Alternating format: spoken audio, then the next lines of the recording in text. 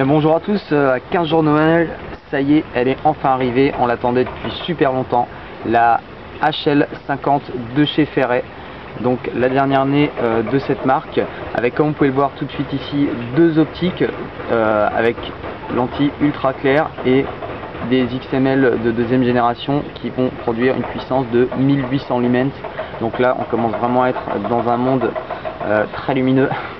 Avec, je vous fais rapidement le tour de la lampe. Ici toujours l'interrupteur qui est situé sur le côté, la même interface pour les fonctions. Ici le petit câble qu'on va pouvoir déconnecter du porte-batterie, qui pour le coup est assez volumineux puisqu'il va utiliser deux 18650. Je vais vous l'ouvrir directement pour vous montrer un petit peu le fonctionnement. Donc même avec des gants, je sais que chez vous, chez Fra, vous avez peut-être porté des gants. Voilà, tac, il s'ouvre facilement. Hop, je l'ouvre et j'ai accès aux deux accus. Ici un petit joint sur le côté pour l'étanchéité. Je referme le porte-batterie. Voilà. Au niveau de la finition, ils auraient pu faire un tout petit peu mieux, je trouve, mais voilà, c'est pas plus dérangeant que ça.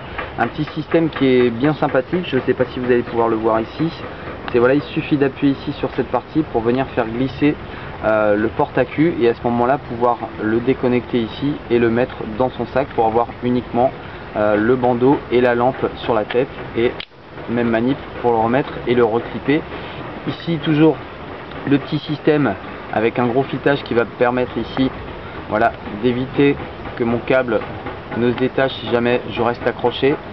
Petite partie en plastique qui à l'époque était en aluminium, mais plastique de bonne qualité, il n'y a pas de tension, il n'y a pas de tension mécanique dessus, donc ça ne devrait pas poser de soucis. Petite amélioration notamment sur les nouveaux modèles, puisque Ferret est assez réactif sur les critiques et arrive régulièrement à proposer tout de suite des solutions en vraiment peu de temps. Là, comme on peut voir, c'est arrivé dans certains cas, c'était assez rare d'ailleurs, que les personnes cassent l'avant de la lampe, cassent le petit bitonio ici, la petite partie, et cette fois-ci, bah voilà, il y a deux petites vis qui vont permettre de changer cette pièce assez facilement. Alors c'est arrivé vraiment dans les endroits bas de plafond, type tunnel de lave, où les gens restant accrochés ont réussi à casser la lampe. Sinon voilà, on n'a pas eu tant de casse de ça sur les différents modèles que propose Ferret. Je vous la compare directement avec la HL40, donc le modèle qui était juste un petit peu avant. Donc vous voyez au niveau de la taille des optiques, si jamais vous avez cette lampe ou vous connaissez quelqu'un qui l'a, ça vous permet de comparer un petit peu.